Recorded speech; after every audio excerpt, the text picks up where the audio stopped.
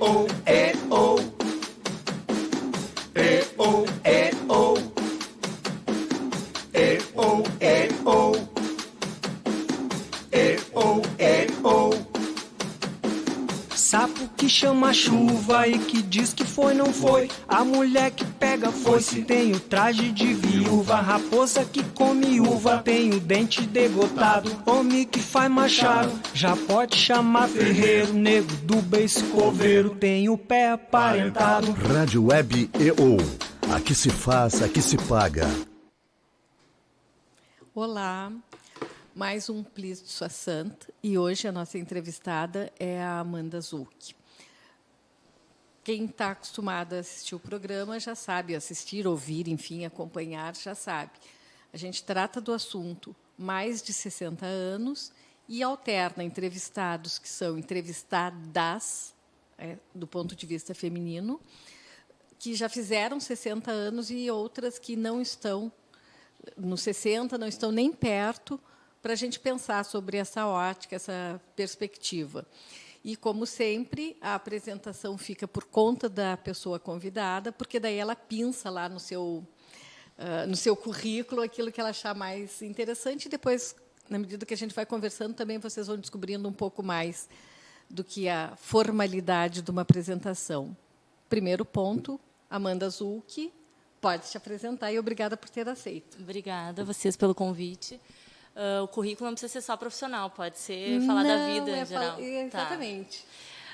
Bom, eu sou, então, a Amanda Zucchi, eu tenho 34 anos, sou formada em jornalismo pela Unicinos, em 2008, se não me engano. Eu trabalhei sempre com assessoria de imprensa, assessoria de comunicação, trabalhei com reportagem em alguns veículos, com comunicação em escolas, em uma editora, na LPM Editores, e sempre gostei muito da área da cultura, assim, é o tema que mais me apaixona, assim. Política também gosto, mas acho que passou um pouquinho assim, o momento de trabalhar com política. E eu tenho 2 filhas, então a Maria, que tem 12 anos, a Tereza, 2 anos e meio, quase 3, um enteado, Vini também com 12 anos. E o que mais que eu posso falar? E sou atualmente editora, né, fundadora da Clandestina, revista Clandestina, que é um canal de divulgação e registro da cena cultural de Porto Alegre. Um canal independente que foi lançado em 2008, faz um ano e pouquinho. 2008, não, desculpa, 2018. 2018, um ano e pouquinho. 2018. Tá. É que talvez lá em 2008 a cultura já tivesse gestando essa... Exatamente, é um projeto que foi muito tempo assim gestado, né? Acho que a Maria, minha filha que tem 12 anos, era pequenininha quando eu comecei a pensar no projeto. Então tem um motivo. Então tem um motivo desse ato falho. Vamos começar por esse teu projeto atual, depois a gente vai um pouquinho no passado e joga um pouco lá para o futuro. Eu fui na inauguração, no lançamento da Clandestina, foi uma festa ótima e um momento que também mostrou muita coisa que tem em Porto Alegre que fica clandestino. Então, conta um pouquinho para a gente como é que surgiu essa ideia. Tá. E aí a gente vai falando. Tá. Então, como eu estava falando, lá no início, assim, do que eu comecei a pensar sobre o projeto, era, na real, uma demanda minha, né? Porque eu buscava pela programação, queria saber o que tinha de cinema, de teatro, enfim, e eu gastava muito tempo procurando. E como eu já tinha filha, então não era assim, não tinha todos os dias para sair, né? Então eu tinha que, terça-feira é o dia que eu vou conseguir me liberar, que eu quero fazer alguma atividade cultural, e o que eu vou fazer hoje? E aí eu ficava muito tempo procurando, porque ia no site do cinema, no site da Casa de Cultura, ia em algum jornal, ler, não sei o quê. Então, eu sentia muita falta de um lugar que agregasse essa programação, que reunisse, né, dicas de programação, assim.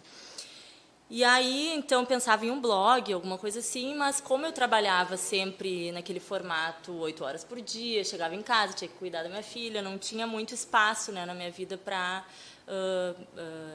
executar, assim, para tornar realidade esse sonho, esse projeto. Aí eu passei um período em Portugal, morei em 2014, 2015 lá, fui estudar, eu fiz um ano sabático, assim, estudei artes da escrita lá e voltei para Porto Alegre depois com a vida meio em suspenso, assim, eu não tinha nenhum vínculo, né, de emprego, e aí eu pensei que era o momento de repente, colocar esse sonho assim mais na esfera da realidade. E aí a gente começou a pensar, no início a gente era em 4 pessoas, e acho que 1 ano e meio depois que a gente resolveu lançar a Clandestina, eu sentia que era um momento que ainda fazia falta em Porto Alegre, né? Então ficou, sei lá, uns 8 anos, seguiu existindo essa demanda, né? Então eu achei que valia a pena a gente... E nesse período também cresceu essa oportunidade da fala digital, que é um facilitador. Exatamente. A gente, no início eu pensava como blog, porque era o que existia, assim, de ferramenta, enfim. E depois a gente... Até porque a agenda cultural é uma coisa que combina muito com a internet, porque é tudo muito dinâmico, né? Os eventos, eles são criados, às vezes, 3 dias antes, e aí como é que no impresso, às vezes, nem dá tempo, né? Ou para alterar alguma informação, muda o horário, muda a atração, enfim. Então, combina muito bem com a internet. E aí eu tinha um sonho antigo de fazer uma revista impressa, até por isso chama também Revista Clandestina, porque a ideia é que tenha futuramente algumas edições impressas. E aí ela traz a divulgação e também a cobertura, né? A parte mais jornalística, assim. E, por enquanto, na internet, né? Tá. Quem quer acessar, quem está nos assistindo e ainda não conhece, como é que faz para acessar? O site é www.clandestina.com.br. Tem Instagram e Facebook também, para quem usa, que é /Revista Clandestina, né? Instagram e Facebook. Tá. Twitter, outras mídias, Twitter ainda não dá tempo. Não dá tempo, porque precisa, né, de uma dedicação assim maior para Twitter. E então é isso. No site tem a parte de agenda, que as pessoas podem procurar ali as programações por dia ou por categoria, né? Dá para escolher o filtro. E também tem a parte de conteúdo, onde tem algumas entrevistas e reportagens sobre a cena cultural. E como é que tu está sentindo assim esse período, esse 1 ano e meio? Por agora tiveram as comemorações, os eventos sim, comemorativos. Como é que tem sido? Porque vamos pensar em algumas perspectivas. Quem é produtor produtor de alguma atividade cultural que te alimenta, o espaço que abriga os artistas, as pessoas envolvidas, como é que esse ecossistema está funcionando? Funciona muito bem, assim, a gente até não esperava que fosse tanto trabalho, né, e tanta atividade cultural também, que é muito positivo, assim, porque tem algumas pessoas que têm aquele discurso de Porto Alegre é uma capital que não tem tanta coisa assim para fazer, né? Eu estou sempre entediada, não sei o quê. Agora, se tu for procurar, buscar saber o que acontece, a gente fica bem surpreso, assim, porque tem tanto grupos locais quanto artistas e grupos que vêm para cá, né, se apresentar. Acho que Porto Alegre está no mapa, assim, nacional, sem dúvida alguma. E então tem muita coisa.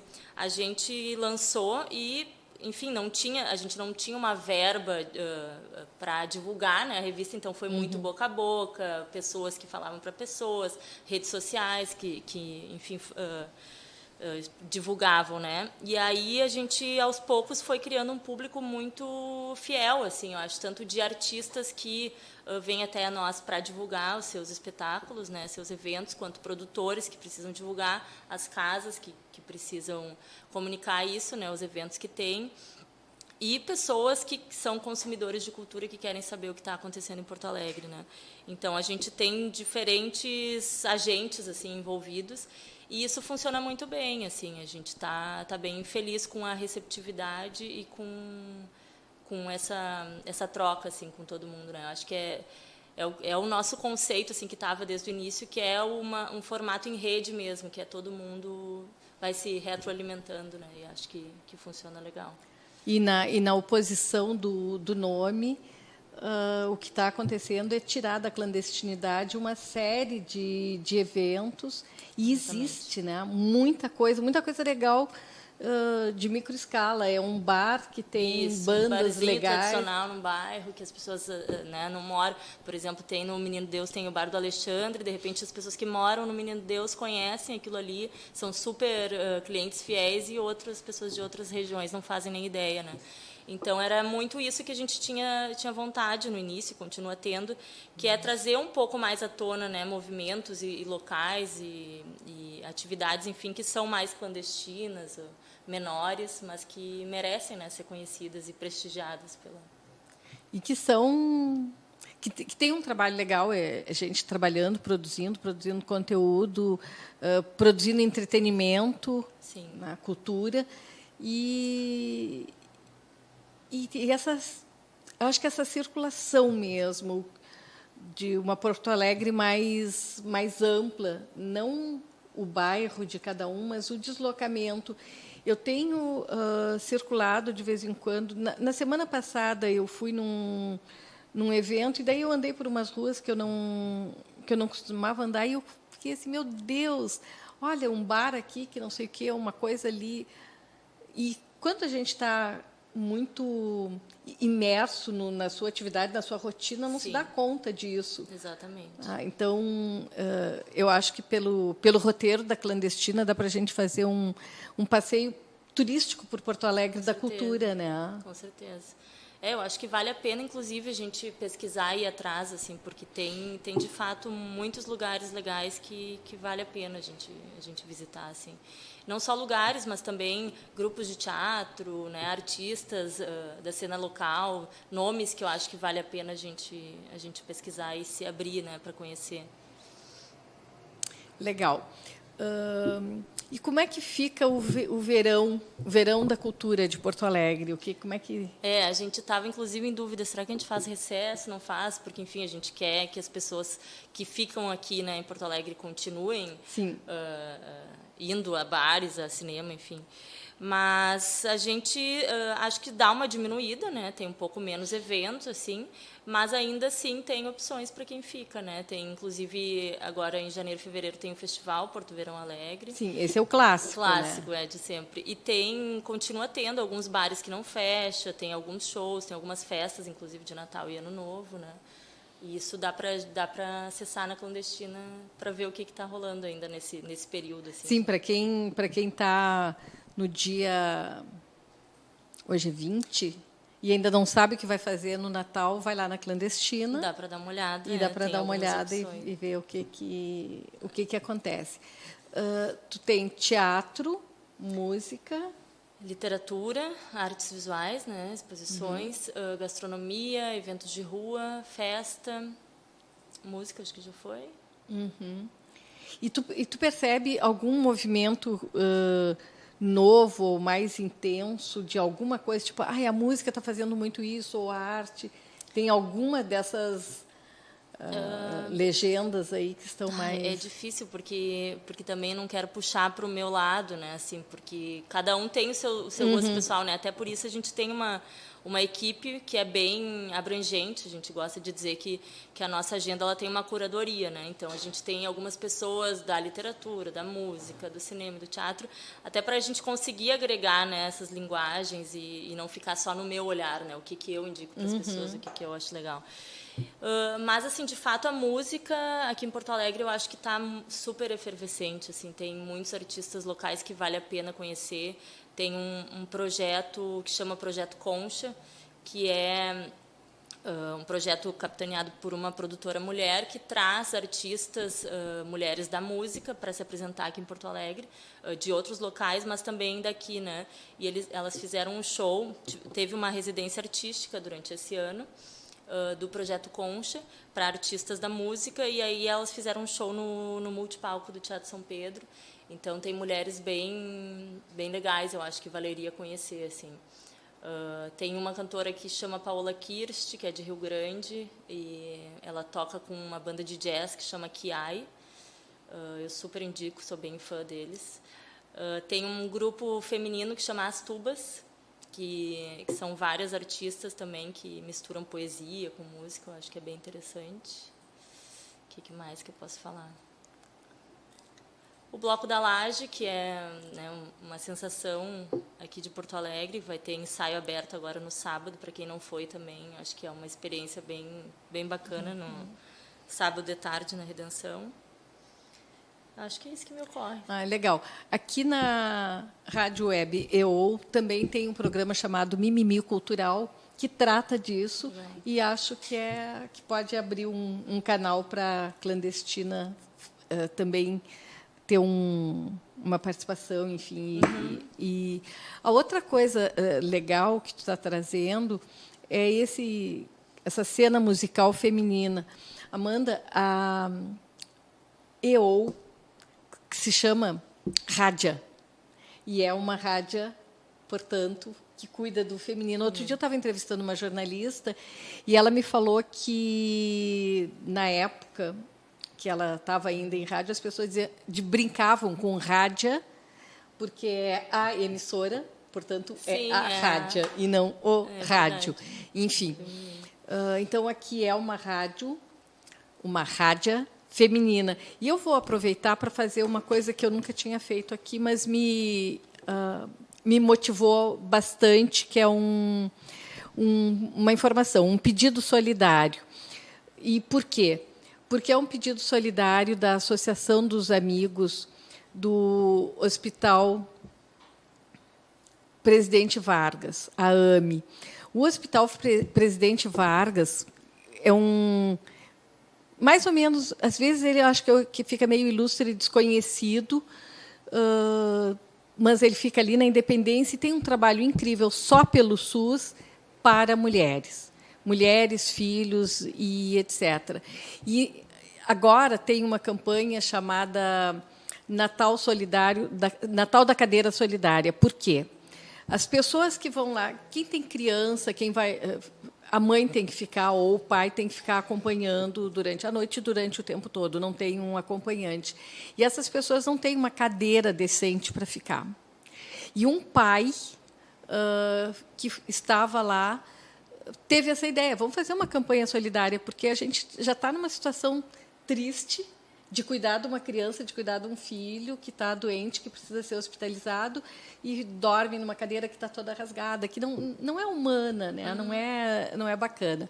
E muita gente já fez essa doação, e a Fernanda Etchepari, que é a pessoa que está cuidando lá também como uma solidária da AME, me comentou, a gente está fazendo um trabalho juntos e eu achei muito legal. Então, para fazer doação, pode ser em qualquer valor, entra no www.ahmi.org.br e ali tem todas as informações para doar qualquer quantia para a compra dessas cadeiras.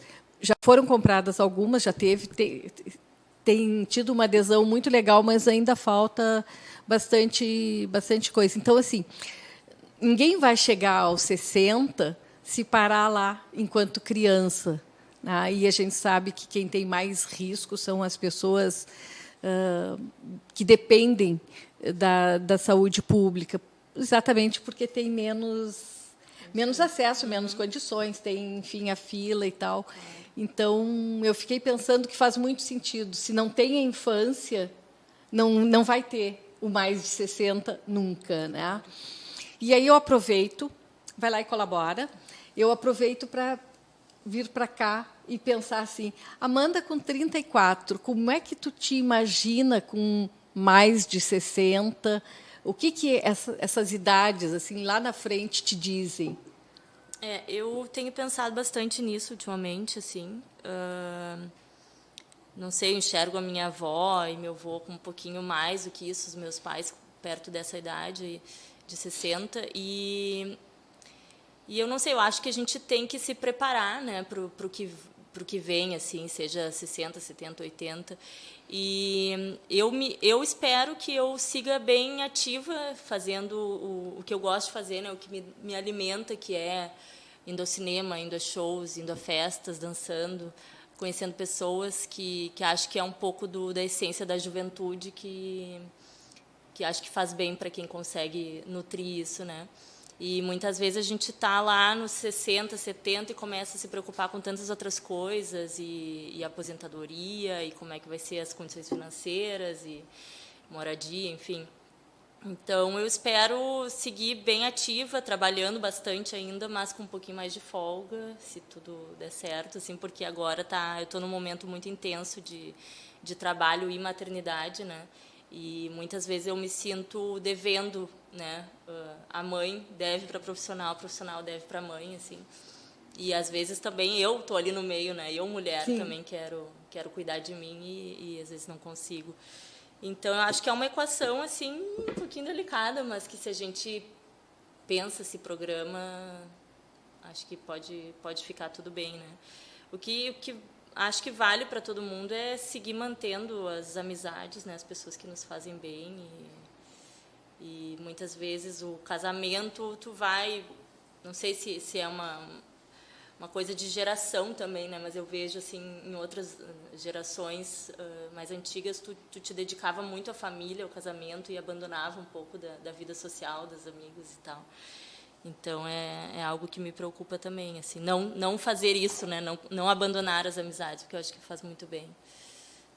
E quando tu fala essas amizades, tu está falando daquela amizade que ela é independente, né? Porque exatamente o que tu falasse, muitos casais têm amigos que são casais. Amigos do casal, né? Não, Amigos do casal, isso.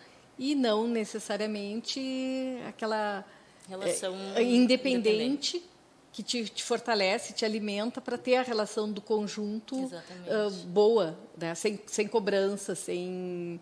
Exatamente. Acho que faz muito bem ter esse tempo separado, né? Bom, eu tenho uma relação há 4 anos, assim, já tive outras relações também um pouco duradouras, assim, não muito, né?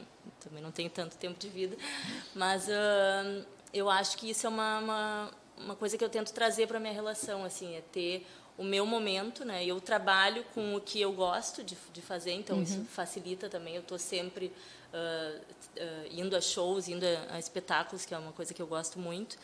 Mas acho que é importante para o casal ter esses momentos, né, individuais e ter as amizades também fora do casal. Acho que a gente percebe muito essa relação do casal e os amigos do casal quando acontece uma separação. Isso. E as pessoas ficam assim um pouco perdidas, às vezes os dois deixam de ser convidados porque uma relação como é que tu vai convidar um e não vai convidar Isso. o outro? Como é que tu vai convidar o...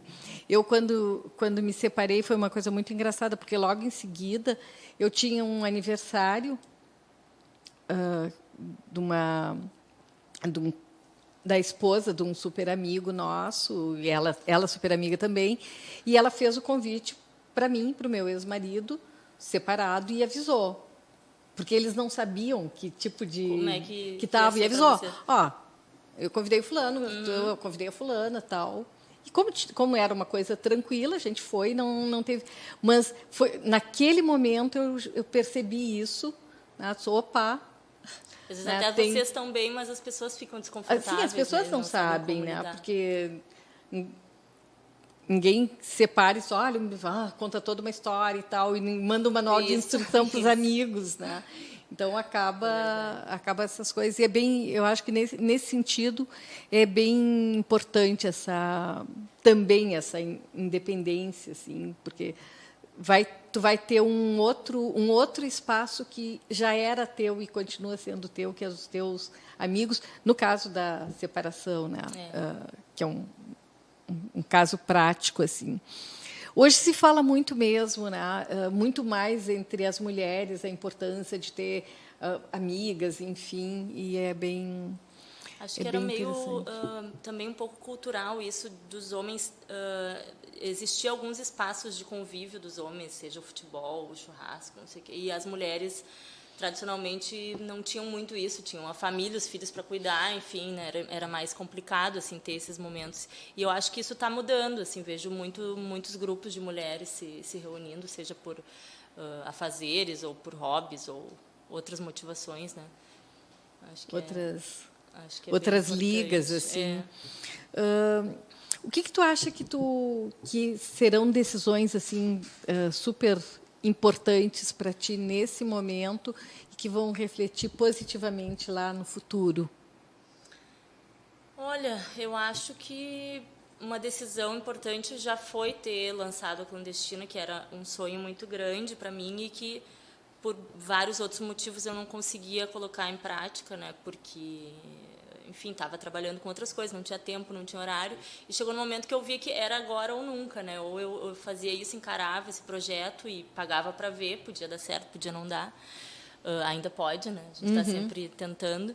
E então acho que foi uma decisão bem importante para que eu conseguisse um tempo de trabalhar com o que eu gosto, de me especializar, né, num tema que eu gosto, ter uma trajetória rica nesse sentido, assim, de experiência, conhecimento, enfim, trocas, e conseguir chegar nos 60 talvez mais tranquila de, eu consegui tomar, né? A gente sabe que é um privilégio, não é todo mundo que consegue trabalhar, né? E infelizmente seria ótimo se todos pudéssemos escolher os seus trabalhos, né?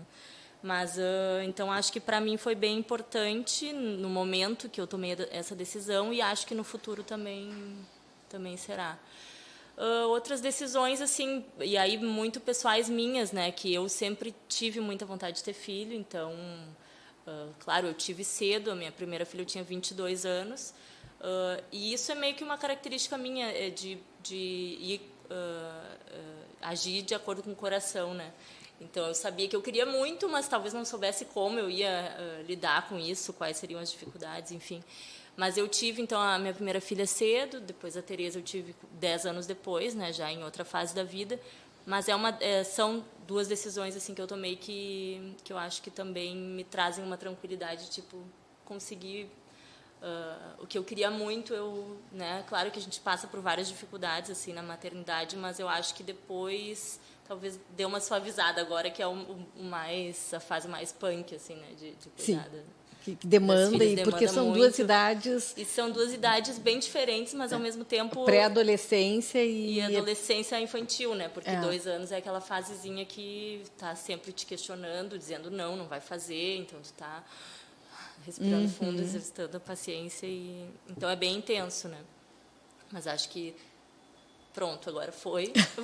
Vamos para os próximos capítulos. Tá, então a gente falou aqui do teu sonho profissional, afetivo, né, de filhos, e o outro ponto assim do tripé que eu penso que é a vida da gente é a questão da saúde, do corpo, aquele elemento concreto físico que vai nos levar até os 60, 70, 80, 100 anos, enfim. Como é que tu cuida disso? Muito mal. Muito mal? Cuido muito mal disso, assim. Eu me alimento bem, né? E eu sou uma pessoa que estou sempre fazendo coisas, estou sempre na rua, caminho, mas eu dirijo, então eu, né, uso bicicleta, eventualmente vou para o trabalho de bicicleta, mas o meu veículo principal é carro, então eu acho que não é tão legal quanto poderia ser. Eu não tenho me cuidado muito assim de exercício, acho que é um ponto bem importante que tu lembrou agora, e é a qualquer momento, assim, a gente tem que, quanto antes melhor, né, entender que a saúde é isso, é o que tu falou, que vai sustentar nosso corpo e nos dar condições para ir adiante. Então, pretendo esse ano, 2020, já que estamos no final, está no momento de fazer avaliações, né? Então, acho que é um ponto que eu tenho que melhorar para o ano que vem. Porque quando quando quem está aqui sentado tem mais de 60, talvez a principal queixa seja essa. Claro. O meu corpo não responde na mesma medida do meu cérebro. Eu canso, eu não consigo mais virar uma noite, ou enfim. Mas é uma das... para levantar... Sim.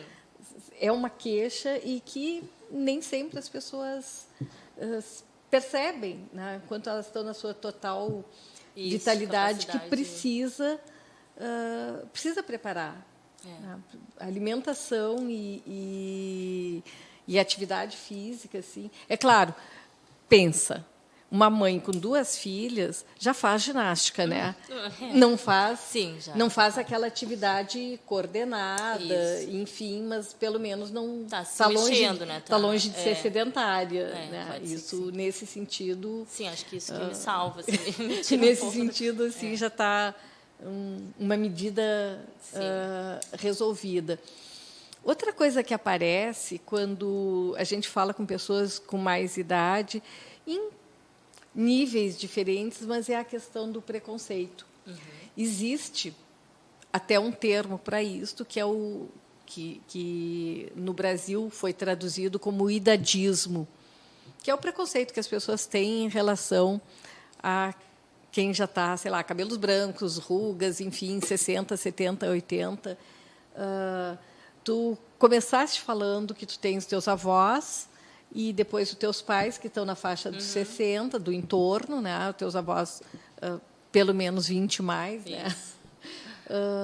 Como é que tu sente que eles lidam? Como é que é o olhar deles sobre isso e como é que as pessoas olham para eles? Eu acho que a gente tem isso bem forte, né? Os meus avós já têm um pouco mais de idade, enfim.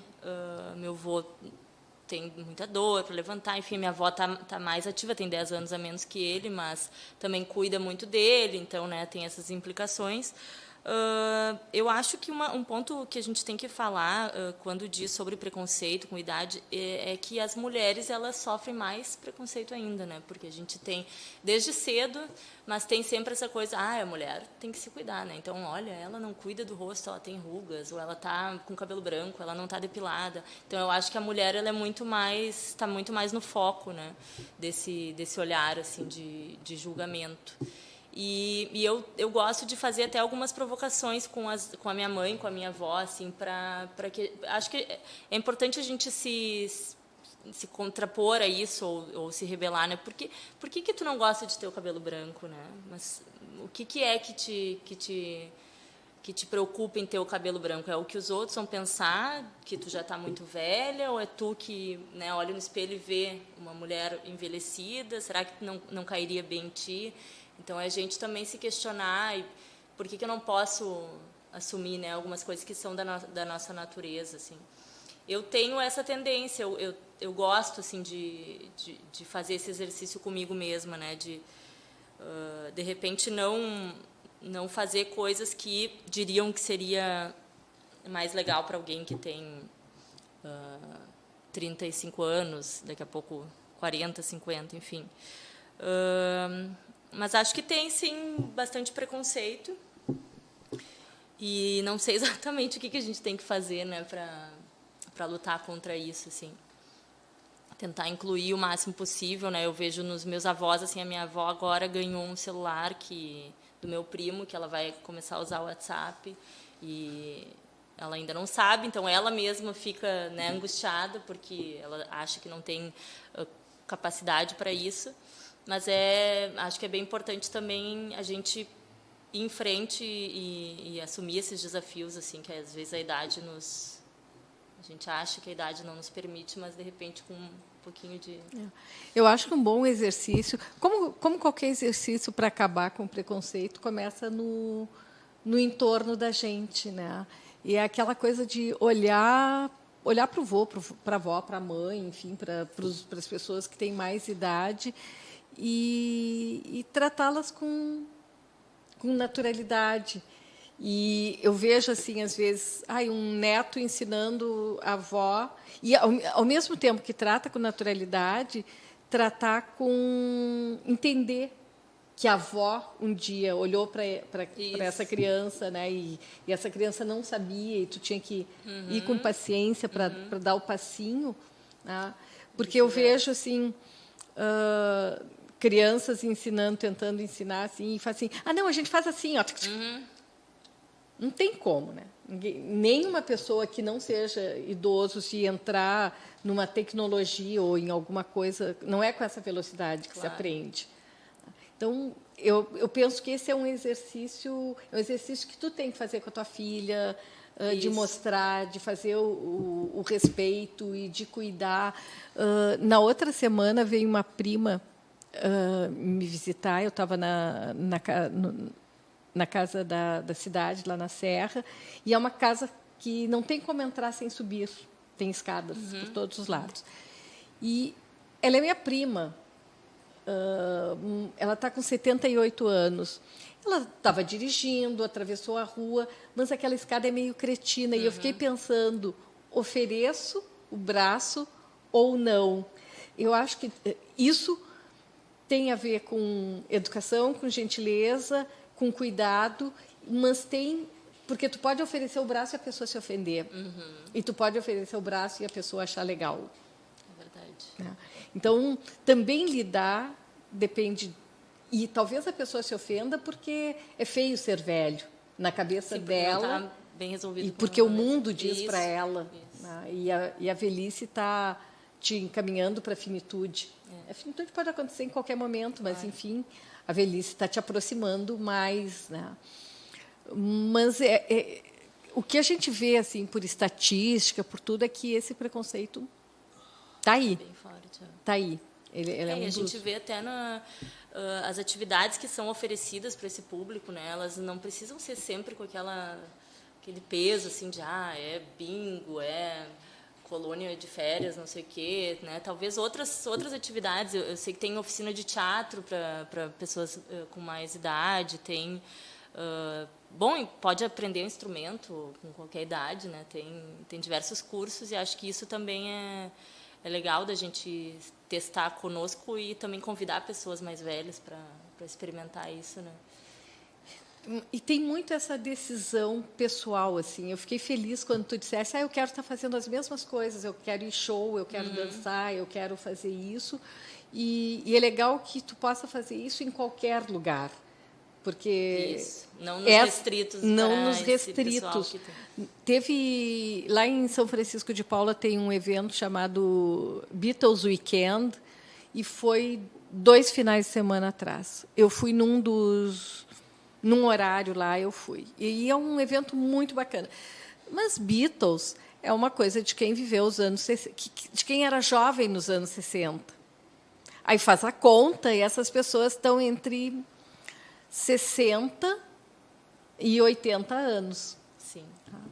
E estava muito interessante, porque na frente, as pessoas que estavam sentadas mais na frente, que levaram suas cadeiras, porque eles fazem um toldo, ou que estavam sentadas no chão, tinha muita gente de cabelo branco, muitas mulheres de cabelo branco que não estavam pintando, e estavam dançando.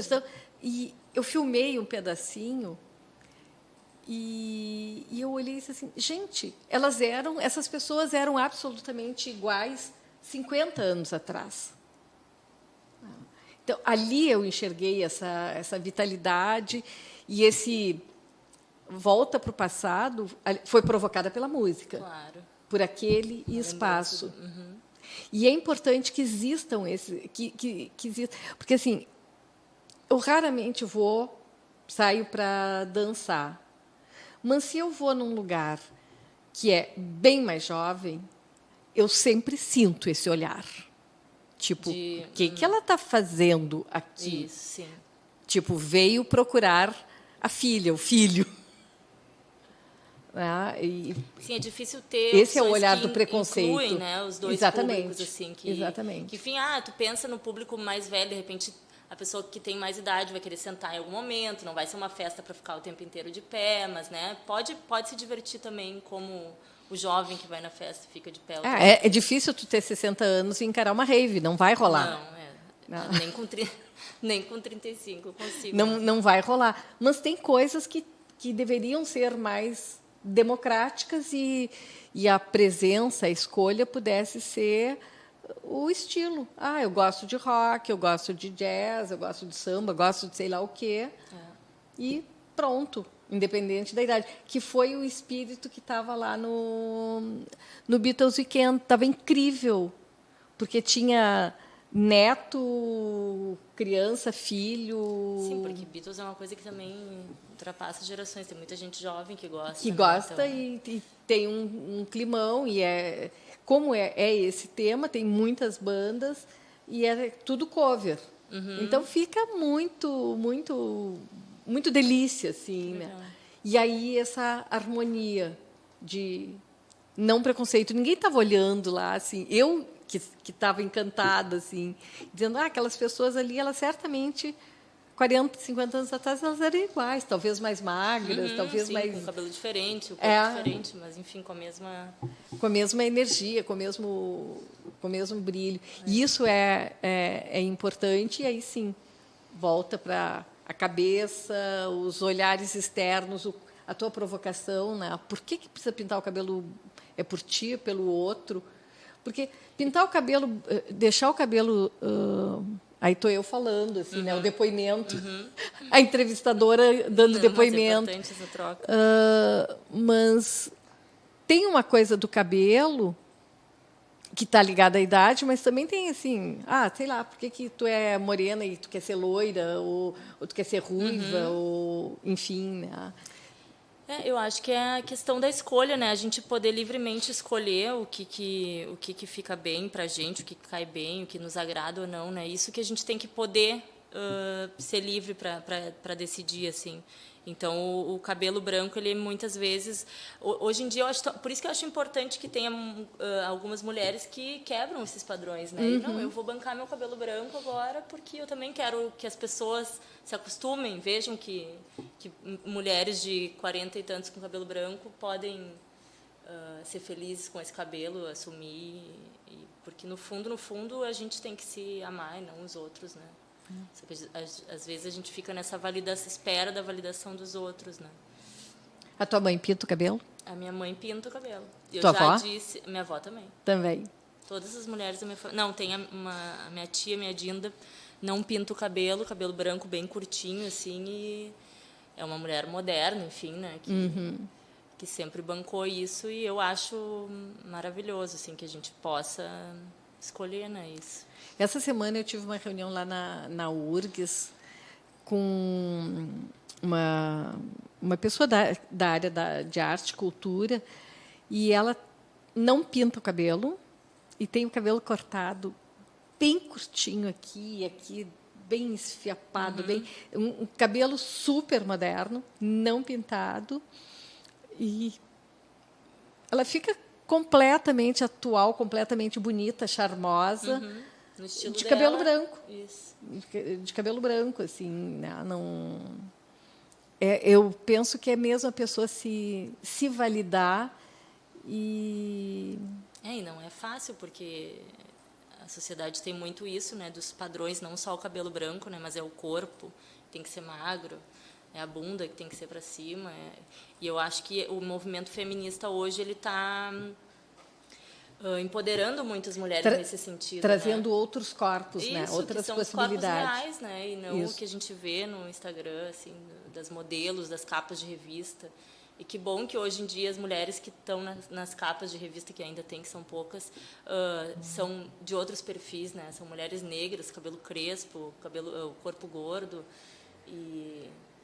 E é um exercício para todo mundo, né? Até para as mulheres que não são dos padrões normais, elas se... Ou dos padrões, não normais, mas dos padrões, elas se enxergarem como... com a sua beleza. É importante para elas verem outras mulheres, né? Durante tanto tempo ficou tão forte que a gente diz padrão normal. Isso. Né? E escapa, e não é, mas é porque era. Né? Aquela caixinha que tu tinha. Tinha que estar ali. Eu sempre fui magra. Nunca cheguei a me preocupar muito, mas sempre cuidei. E eu confesso que lá atrás... Eu tenho 62, então, tu imagina o que era ser gordinha há 40 anos atrás, a gordinha da turma, tá? com esse padrão. E eu olhava para as gordinhas, às vezes com pena, porque era o que... Que saltava aos olhos, né? O que... Sim, era toda uma cobrança que eu não tinha e que elas tinham. E só que, sei lá, era gordinha super simpática, super inteligente, super divertida, super tudo. E daí, era gordinha. E isso me dava uma dor, assim, uma coisa. Que agora está diminuindo, mas ainda existe. Ainda existe. Ainda existe, a gente ainda tem... A minha filha, esses dias, a minha filha de 12 anos me falou, eu estava com a minha amiga no shopping, não sei o quê, e aí eu não gostei do que ela falou, porque ela disse que, tal fulana é legal, mas ela é gordinha. Daí a minha filha falou, tá, mas por que mas ela é gordinha? Qual é o problema, né, de ser gordinha? Então, é legal também que a gente passe isso para as outras gerações, né? E às vezes eu tenho fé assim nessas novas gerações, porque eu acho que elas estão vindo mais abertas assim a quebrar os padrões, né? Eu penso que eu confio muito nessa geração, na vigilância dessa geração. Eu soube que teve uma situação numa universidade aqui, numa universidade privada, onde um convidado, palestrante, falou sobre o bichinha, não sei o quê, um preconceito nesse tema. A turma ficou quieta, mas terminou, a turma fez um abaixo-assinado e dirigiu para a direção, olha, nós não queremos as próximas aulas com essa pessoa. Que legal. Então, eu acredito nisso, eu acho que sim. existe essa vigilância e as pessoas estão conseguindo decodificar esses preconceitos que estavam tão legitimados, tão embutidos, que às vezes a gente sequer percebia. Ou tu ouvia a pessoa sendo preconceituosa e tu não vou falar nada porque, né? Ela tem direito de ser preconceituosa. Exatamente. E hoje em dia a gente já está mais... Já estamos... Não aceitamos mais já estamos isso, né? cuidando disso. Eu tenho que perguntar aqui para o Júlio a quantas estamos. 3 minutos, então... bom, em 3 minutos, eu vou agradecer a Amanda. Amanda, muito obrigada. Alguma coisa mais que tu pense assim dos mais de 60? Alguma imagem que te venha, enfim, que pode ser tu, pode ser... Eu acho que é uma idade assim muito linda, né, que a gente tem que enxergar com essa beleza, assim, que é tu ter passado por tantas histórias na vida e tu já ter uma maturidade de